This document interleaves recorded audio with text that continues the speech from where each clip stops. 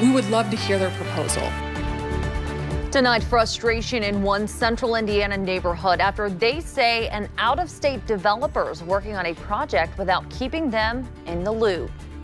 This is happening in Fall Creek Place on the near north side of Indianapolis. The plan is to build a supportive housing complex for those who are chronically homeless. It is in the very early stages, but residents met tonight to hash out their concerns. New at 11, WRTV's Cornelius Hawker has a closer look at what those concerns are and why something like this is needed in the Circle City.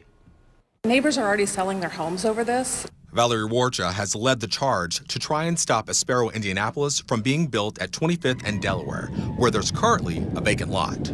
She and others in the community accuse the Vecino Group, a Missouri-based developer, of not being transparent, which makes them worry about the kind of people who would become their neighbors. We want to hear the plan. I mean, they haven't even shared any details with us.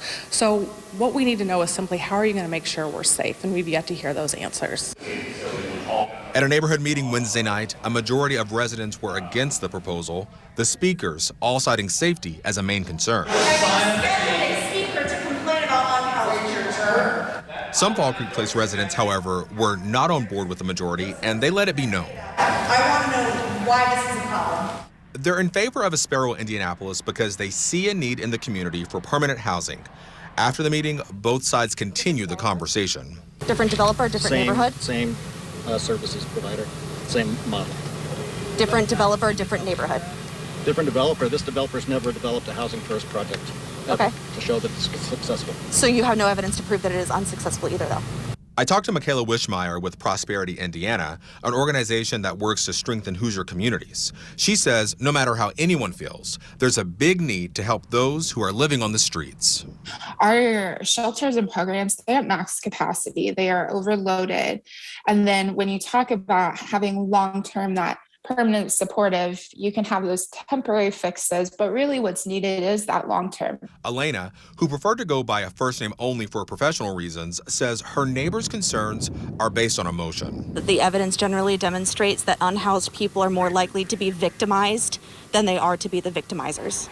She, like many of the people at this meeting, are hoping to hear more from the Vecino Group so they can get a better idea on how Espero Indianapolis will operate. Cornelius Hawker, WRTV. The developer behind the project tells WRTV it has worked diligently with stakeholders since receiving state funding for the development. The company still needs to apply for a zoning change because what they are proposing does not fall within the current zoning guidelines at 25th and Delaware. This development comes amid a housing crisis for low-income Hoosiers. The nonprofit group National Low-Income Housing Coalition found that across the state there is a shortage of more than 135,000 rental homes that are affordable and available for low-income renters.